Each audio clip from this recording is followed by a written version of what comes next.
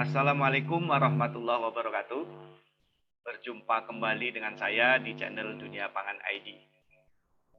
Pada video kali ini saya akan membahas mengenai status kehalalan atau titik kritis kemasan plastik.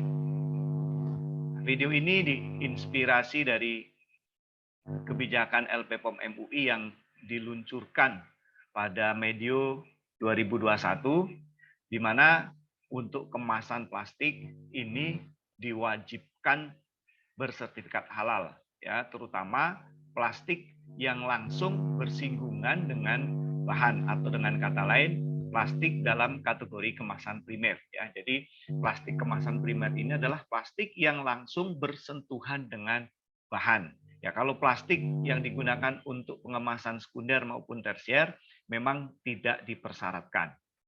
Nah, akibat kebijakan ini, maka banyak ya masyarakat, kemudian para pelaku usaha ini bertanya, kenapa plastik yang bahan baku utamanya adalah minyak bumi, kok harus bersertifikat halal, sementara bahan tambang atau bahan yang berasal dari minyak bumi ini masuk dalam kategori positive list. Positive list ini adalah kategori bahan yang tidak perlu dilengkapi dokumen apapun, yang artinya sudah bersifat halal dari asal mulanya, ya, atau produk yang secara alami memang sudah halal. Nah, video ini saya akan membahas mengenai bagaimana sisi ilmiah, ya, atau kajian ilmiahnya, titik kritis bahan dan proses pembuatan kemasan plastik, di mana titik-titik yang bersinggungan dengan najis atau bersinggungan dengan bahan yang berasal dari babi, sehingga menyebabkan harus bersertifikat halal. Baiklah, bagi Anda yang belum subscribe di channel ini, silahkan subscribe terlebih dahulu supaya Anda mendapatkan notifikasi-notifikasi terbaru dari video-video saya. Oke, jadi kemasan plastik ini adalah kemasan yang paling banyak digunakan. Ya. Kemasan plastik ini di pasaran atau di masyarakat yang paling banyak ditemukan dari kategori polietilen dan polipropilen, termasuk polietilen dan polipropilen komposit. Nah, bahan ini adalah bahan yang paling banyak digunakan untuk pengemasan, baik pengemasan dalam bentuk kantong, ya, maupun pengemasan yang digunakan dalam bentuk botol, ya, dan kemasan dalam bentuk kotak makanan. Jadi ini merupakan dua golongan plastik yang paling aman sehingga banyak digunakan dalam kategori luas, ya. Nah, kalau kita lihat dari dua golongan pengemasan makanan, ini ada dua jenis kemasan. Yang pertama adalah golongan sintetis, ya, yaitu golongan pengemasan sintetis. Ini golongan pengemasan atau bahan pengemas yang berupa kertas, ya, kemudian bisa berupa kaca, bisa berupa kaleng, ya, dan bisa berupa plastik. Nah, di mana penggunaan dari keempat kategori kemasan ini sangat ditentukan dengan kecocokan atau karakter produk yang akan dikemas, ya. Kemudian sekarang juga selain penggunaan kertas yang bersifat biodegradable, artinya kemasan yang tidak menyebabkan pencemaran lingkungan dalam jumlah besar, ini banyak juga memanfaatkan kemasan yang berasal dari daun-daunan. Jadi selain kertas juga daun. Cuman penggunaan pengemasan berbasis daun ini sangat terbatas, ya, karena karakter dan sifat daun sendiri tidak bisa digunakan untuk pengemasan dengan tujuan-tujuan modern. Nah, kemudian selain ada kemasan sintetis, ya, sekarang ada juga kemasan modern, di mana kemasan ini adalah kemasan yang memodifikasi, yaitu atau memadukan antara kemasan sintetis dengan teknologi-teknologi terbaru, ya, sehingga ada istilah beberapa kemasan, yaitu kemasan aseptis atau kemasan hermitis, yaitu kemasan yang bisa menjamin kondisi steril pada bahan yang dikemas selama kemasan tersebut belum dibuka. Kemudian ada juga kemasan dengan modifikasi atmosfer, artinya kemasan ini didesain khusus dengan memasukkan gas dengan komposisi tertentu ke dalam kemasan ini, ya, sehingga menyebabkan produk menjadi lebih aman, lebih terjamin, lebih awet, terhindar dari berbagai reaksi oksidasi. Ya, ini misalnya pada kategori ciki, kerupuk, dan produk-produk yang mengandung minyak. Kemudian berikutnya berkembang istilah kemasan cerdas. Kemasan cerdas ini adalah kemasan yang memanfaatkan teknologi terbaru. Ya, misalnya kemasan yang di dalamnya ini bisa mendeteksi komposisi perubahan gas misalnya. Atau kemasan yang dilengkapi dengan chip yang bisa mendeteksi suhu. Jadi bisa mengukur berapa suhu yang ada di dalam kemasan. Bahkan untuk produk-produk yang sangat penting ini bisa juga ditanamkan chip yang bisa melihat arah produk ini kemana saja. Ya. Kemudian produk ini diletakkan di suatu tempat sudah berapa lama. Itulah kemasan-kemasan cerdas. Nah, tapi pada pembahasan kali ini saya akan fokus pada kemasan plastik saja. Ya. Jadi kemasan plastik ini merupakan kemasan yang banyak digunakan secara luas ya karena harganya relatif murah, kemudian multifungsi, bisa digunakan untuk berbagai tujuan, bisa dibentuk dengan berbagai bentuk yang bagus, yang menarik, sehingga ini menjadi favorit. Nah, sebenarnya plastik itu apa ya? Jadi plastik sebenarnya merupakan senyawa turunan dari minyak bumi atau merupakan produk dari bahan tambang. Nah, senyawa ini merupakan senyawa makromolekul organik, ya, ini merupakan senyawa polimer, ya, di mana disusun dari monomer-monomer. Sekali lagi bahan baku utama monomer tadi berasal dari minyak bumi. Nah, polimer ini diperoleh dari berbagai reaksi kimia, antara lain adalah reaksi polimerisasi. Ini merupakan reaksi penyusunan senyawa sederhana menjadi senyawa kompleks.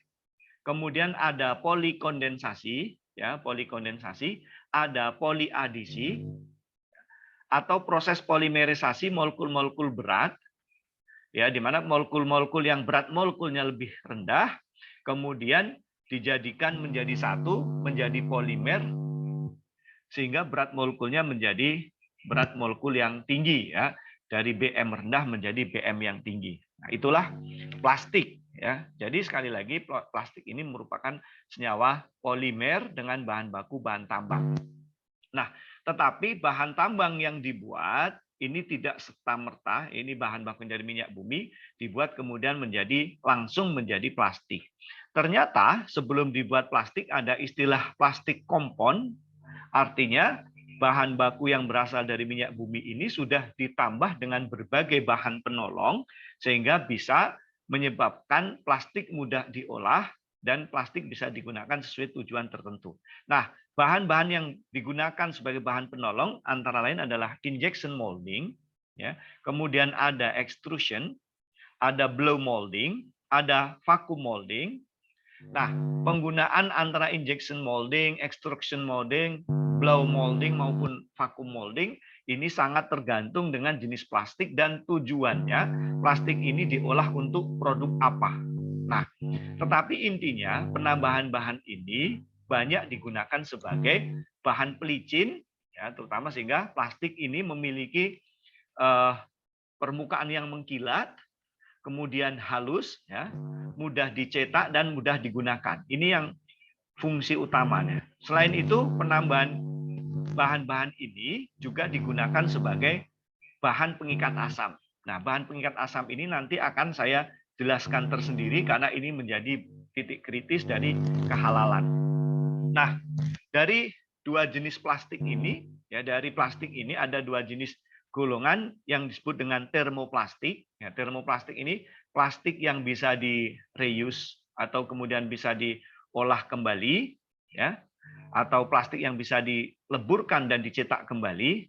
Nah, ini seperti kantong plastik yang kita kenal, ya, seperti biasa, kemudian botol-botol plastik.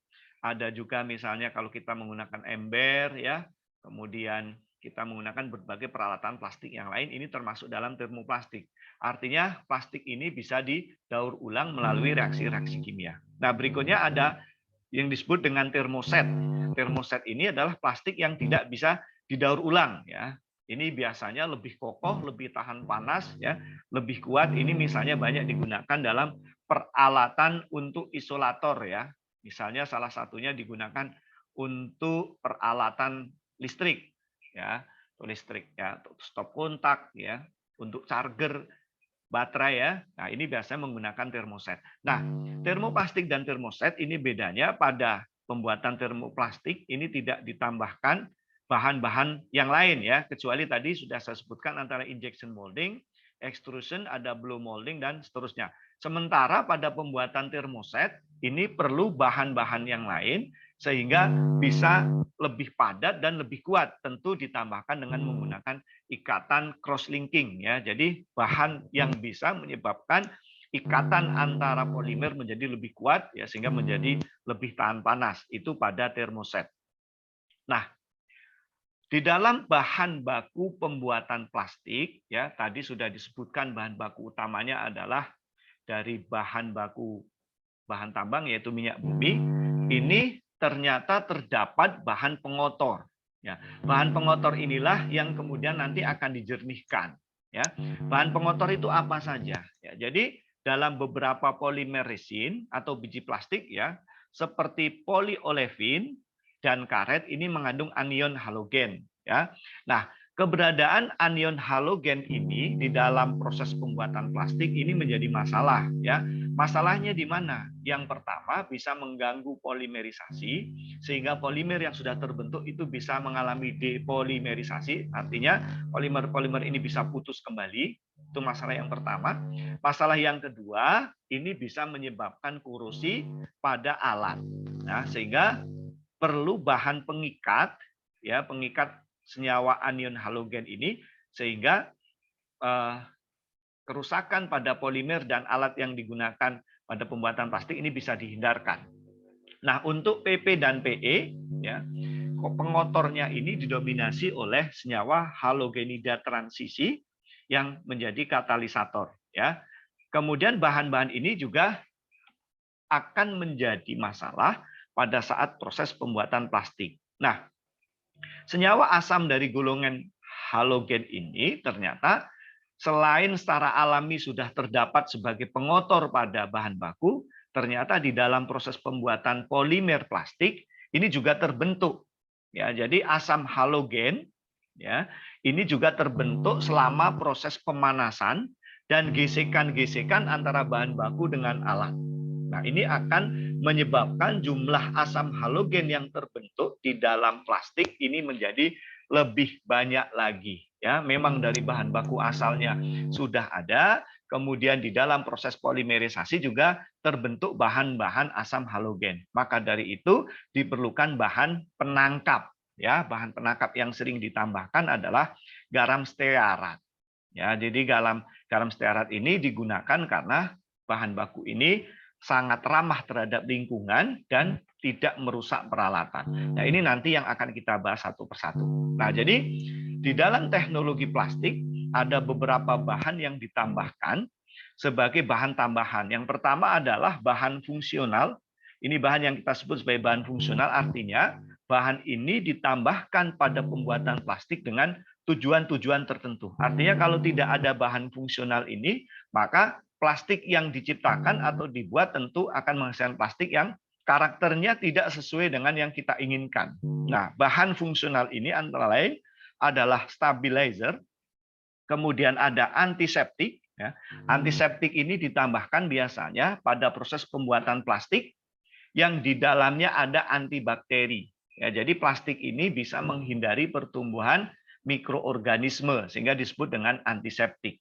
Kemudian ada flame retardant, ini ditambahkan biasanya untuk menyebabkan plastik menjadi lebih tahan terhadap panas.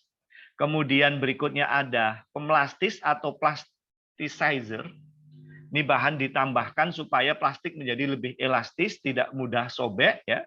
Kemudian mudah dibentuk. Ada juga ada lubrikan, slip agent, ada curing agent, ada foam agent dan seterusnya. Ini merupakan bagian fungsional, artinya tentu tidak semua plastik ditambahkan ini ya, karena hanya plastik-plastik tertentu yang diinginkan sesuai dengan karakternya.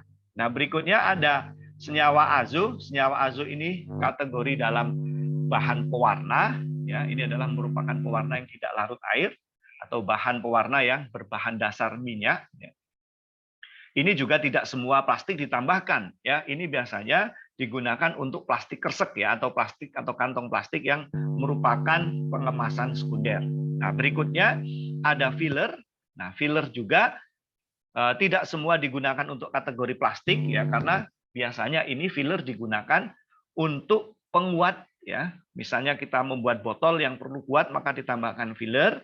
Nah, salah satunya adalah mika, ya. Mika ini yang ditambahkan pada plastik yang banyak digunakan untuk wadah makanan yang didesain seperti piring, ya, misalnya, atau banyak digunakan untuk wadah kue. Ya, ini artinya polietilen atau polipropilen yang kemudian dikompositkan dengan filler yang namanya mika.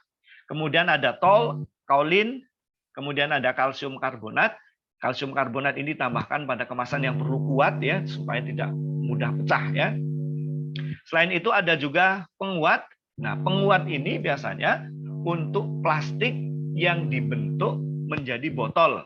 Nah, biasanya untuk botol ada PET, ya, kemudian ada serat karbon, ada serat gelas, ya, sehingga ini menjadi bisa digunakan berkali-kali. Ya, artinya kemasan ini kuat sehingga bisa dipergunakan beberapa kali. Jadi bisa digunakan untuk isi ulang dan seterusnya. Nah, sehingga umurnya menjadi lebih panjang. Ini ditambahkan serat gelas dan serat karbon. Nah, yang lebih penting lagi adalah bahan penolong, di mana bahan penolong ini wajib ada. Dari jenis plastik apapun, ini pasti menggunakan bahan penolong dari kategori kalsium stearat. Ya, kalsium stearat ini di dalam teknologi pangan ini biasanya berkode E470 yang banyak digunakan sebagai emulsifier. Nah, sekarang saya akan membahas di mana titik kritis dari setiap bahan-bahan yang ditambahkan tadi, sehingga LPPOM MUI mewajibkan bagi produk yang menggunakan kantong plastik sebagai kemasan primer, ini harus melampirkan sertifikat halal untuk kemasan plastik. Atau bagi Anda yang punya industri plastik, ya, ini harus disertifikatkan sehingga mendapatkan label halal. Ya, jadi bagi kita sebagai konsumen, bagi Anda sebagai konsumen, pada saat menggunakan plastik yang ada di pasaran juga harus memperhatikan ada tidaknya label halal. Nah, di mana titik kritisnya? Ya, tentu titik kritis ini berasal dari bahan penolong yang tadi sudah saya bahas satu persatu. Ya, bahan penolong apa saja yang menjadi titik kritis? Yang pertama adalah plasticizer. Ya, jadi plasticizer atau bahan pemlastis tadi sudah saya jelaskan, ini merupakan bahan yang ditambahkan pada plastik supaya plastik menjadi fleksibel. Ya, artinya tanpa plasticizer maka kantong plastik tidak mungkin akan menjadi bentuk dan produk yang seperti sekarang. Ya, karena apa? Tanpa plasticizer ini kemasan plastik akan mudah pecah, akan mudah robek, ya, sehingga tidak bisa digunakan.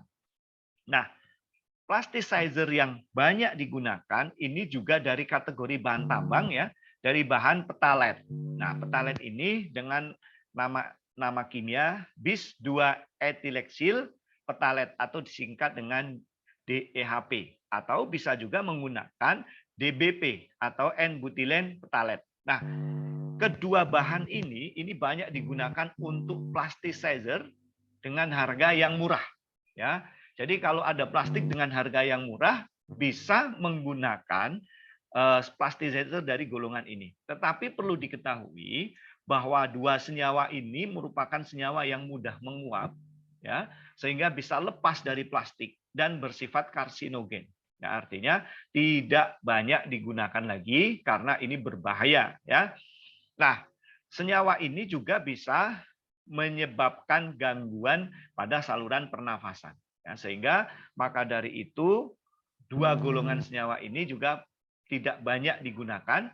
Artinya kita harus mencari jenis plasticizer yang lain sehingga bisa lebih aman lagi. Nah, ini tadi bahwa sifat dari petalet ini tidak terikat kuat secara kimia pada polimer dari inangnya. Inangnya apa? Inangnya adalah polipropilen atau polietilen yang merupakan polimer utamanya. sehingga akan menguap ke lingkungan dan bersifat karsinogenik. Ya, karsinogenik ini bisa menyebabkan kanker, ya, dan dapat menyebabkan kerusakan atau gangguan pada saluran pernafasan. Nah, plasticizer yang aman tentu pada plasticizer yang alami.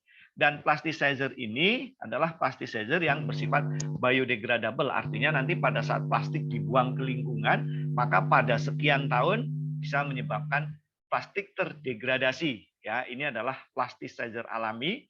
Nah, syarat dari plasticizer alami tentu harus menjawab tantangan dari plasticizer yang berasal dari bahan tambang tadi, ya.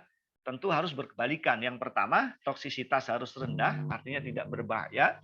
Yang kedua, dia memiliki kompatibilitas yang tinggi dengan polimer inangnya. Artinya pada saat dia ditambahkan ke polietilen atau polipropilen, dia bisa membentuk ikatan yang kuat sehingga tidak mudah lepas. Nah, jadi kompatibilitas yang diinginkan tentu adalah kompatibilitas pada plastik, ya, kemudian kompatibilitas pada resin, pada karet, yang dimana bahan-bahan ini adalah merupakan bahan konvensional pada pembuatan plastik, ya. Jadi ini yang merupakan inang tadi, atau inang untuk menempelkan bahan ini. Nah, ada beberapa golongan dari plasticizer. Yang pertama adalah gliserol, yang kedua sorbitol, ya. Nah, gliserol dan sorbitol ini merupakan senyawa atau bahan yang diperoleh dari lipida, ya, gliserol dan sorbitol. Nah, gliserol ini tentu merupakan titik kritis, ya. Karena apa? Karena gliserol bisa diperoleh dari bahan-bahan hewani, bisa juga berasal dari bahan nabati. Nah, gliserol ini biasanya di dalam bahan alam biasanya terikat dalam bentuk triasil gliserol atau trigliserida yang bisa berasal dari bahan nabati dan bahan hewani. Nah, kalau bahan hewani yang menjadi titik kritis adalah hewan itu harus hewan halal. Kemudian yang kedua, hewan itu harus disembelih sesuai dengan syariat Islam. Jadi harus memenuhi dua kriteria itu. Nah, bagaimana kalau gliserol ini diambil dari bahan nabati? Bahan nabati itu apa misalnya? Salah satunya adalah minyak sawit, ya, atau minyak kelapa. Ya, ini gliserol yang berasal dari minyak sawit dan minyak kelapa juga tidak serta-merta kemudian halal. Karena apa? Gliserol ini biasanya diputus dari triasil gliserol, dia menggunakan enzim. Maka yang menjadi pertanyaan berikutnya adalah enzim apa yang digunakan, dan enzim yang digunakan juga harus halal. Ini menjadi titik kritis untuk plasticizernya. Nah, kemudian kalau tidak menggunakan golongan gliserol, maka menggunakan bahan apa? Nah, yang juga banyak digunakan karena bahan ini adalah bahan yang ramah lingkungan adalah turunan dari asam sitrat, ya. Asam sitrat ini ada tributyl sitrat, ada asetil tributyl sitrat, ada trietil sitrat, dan seterusnya. Ini sangat ramah lingkungan. Nah, asam sitrat biasanya disintesis dari mikrobia, ya, artinya diperoleh dari fermentasi. Nah, maka yang menjadi pertanyaan adalah mikrobia apa yang digunakan, bagaimana pertumbuhan mikrobia ini, ya, apakah mikrobia ini merupakan mikrobia yang sudah mengalami rekayasa genetika atau belum, apakah ditumbuhkan dengan media halal atau tidak, kalaupun tidak halal, yang penting tidak mengandung babi, media ini sudah mengalami pencucian atau belum, dan seterusnya, ya. Nah, plasticizer yang lain adalah golongan poliol, ya. Poliol ini seperti gliserol, ya, antara lain adalah etilen gliserol atau golongan dari glikol seperti di etilen glikol. Salah satu yang paling banyak digunakan adalah PET atau kemasan yang digunakan untuk kemasan botol. Ini menggunakan turunan dari senyawa glikol. Nah, untuk gliserol tentu pertanyaannya tadi akan sama, ya, bahan baku utamanya itu bisa berasal dari nabati dan hewani, ya. Kemudian kalau dia berasal dari nabati, bagaimana dia memutuskan dari ikatan triasil gliserolnya. Nah, berikutnya yang menjadi titik kritis kehalalannya adalah resin. Resin ini merupakan bentuk dari biji plastik. Ya, jadi bentuk dari biji plastik. Nah, tadi sudah saya jelaskan bahwa di dalam bahan awalnya, ya, baik PP maupun PE itu mengandung pengotor, ya, yaitu senyawa halida yang merupakan senyawa asam. Kemudian di dalam proses polimerisasi, karena ada panas dan gesekan juga terbentuk senyawa halida. Nah, salah satu bahan yang digunakan sebagai pemutus atau scavenger atau yang digunakan untuk penangkap asam adalah senyawa kalsium stearat. Ini yang paling banyak digunakan, ya. Jadi kalsium stearat ini digunakan sebagai penetralisir katalis dan sekaligus sebagai dispersan pada filler. Ya, jadi artinya fungsinya banyak. Nah, ini banyak digunakan karena kualitasnya aman, ya bagus, dan harganya terjangkau sehingga bisa menghasilkan plastik dengan kualitas bagus tetapi harganya murah. Nah, kalsium stearat ini merupakan bahan berkode E, ya, lebih tepatnya adalah E470 di dalam teknologi pangan. Artinya bahan ini adalah bahan yang bersifat sebagai emulsifier. Artinya banyak digunakan di dalam teknologi pangan sebagai emulsifier. Ini juga merupakan bahan titik kritis. Titik kritisnya di mana? Yang pertama adalah kalsium. Ya, kalsium ini tentu yang ditanyakan bahan bakunya dari mana kalsium ini. Ya, bisa berasal dari tulang, bisa berasal dari bahan tambang. Ya, itu pertanyaan pertama. Yang kedua adalah stearat. Ya, stearat ini merupakan asam lemak. Stearat ini bisa diperoleh dari lemak nabati, bisa diperoleh dari lemak hewani. Ya, maka komponen kalsium stearat ini harus clear terlebih dahulu pada saat kita melakukan sertifikasi halal pada produk plastik. Jadi kalau kalsium stearatnya halal, maka kemungkinan akan menjadi halal ya. Tetapi kalau di kalsium stearat aja tidak clear, artinya bermasalah, maka tentu sertifikat halal akan menjadi bermasalah. Nah, berikutnya yang menjadi titik kritisnya adalah penggunaan gelatin. Nah, penggunaan gelatin ini khusus digunakan untuk plastik yang bersifat biodegradable. Ya. Nah, ini merupakan bahan alami yang menjadi bahan dasar plastik, bisa menggunakan tepung pati, bisa menggunakan gelatin. Tetapi yang paling banyak dan paling menguntungkan terhadap karakter plastik adalah gelatin. Nah, gelatin ini bisa berasal dari gelatin sapi, bisa berasal dari gelatin babi, bisa berasal dari gelatin ikan. Nah, tentu kalau plastik ini menggunakan bahan biodegradable-nya berasal dari babi, ya tentu akan menyebabkan plastik ini menjadi najis dan bersifat haram. Ya. Nah, kalaupun gelatin itu tidak berasal dari makhluk hidup, ini bisa juga diperoleh dari bakteri, ya, yaitu bakteri poliasam laktat atau PLA. Nah, poliasam laktat ini yang diperoleh dari bakteri juga tidak serta-merta halal karena akan dipertanyakan bagaimana media pertumbuhannya, bagaimana pencuciannya, kemudian ada tidaknya rekayasa genetika. Ya, jadi ada 3 titik kritis yang bisa menyebabkan plastik itu menjadi najis dan haram. Nah, saya akan memberikan contoh formula plastik yang paling banyak digunakan. Ya, yang pertama adalah ini formulanya. Tentu ada PP dan ada PE itu sebagai bahan baku utamanya yang kemudian dicampur dengan gelatin sapi. Ya, gelatin sapi dengan penambahan sorbitol sebanyak 30%. Jadi ada gelatin, kemudian ada sorbitol, ada bahan dasar yang akan kita buat menjadi polimer ya, bisa polietilen, bisa polipropilen. Kemudian ditambahkan dengan glutaraldehid rendah atau disebut dengan GTA atau GTA itu dengan kadar 2%. Nah, ini merupakan contoh komposisi plastik yang ideal karena akan menghasilkan plastik dengan kualitas tinggi dan bahan sehingga plastik ini banyak dibentuk dan digunakan untuk proses produksi dalam skala luas. Nah, jadi yang perlu diperhatikan dari sini adalah yang pertama adalah poin bahwa plastik itu mengandung gelatin, ini yang merupakan gelatin babi atau gelatin sapi, kemudian bisa juga gelatin dari hewan yang lain, dan sorbitol. Nah, sorbitol ini termasuk dalam gula alkohol, ya. Kemudian berikutnya ada glutaraldehid. Nah, ini 3 bahan utama pada proses pembuatan plastik. Nah, jadi plastik ini ya banyak digunakan dalam berbagai keperluan, ya banyak digunakan dalam berbagai keperluan sehingga menjadi faktor utama pada titik kritis, ya, titik kritis untuk kemasan plastik.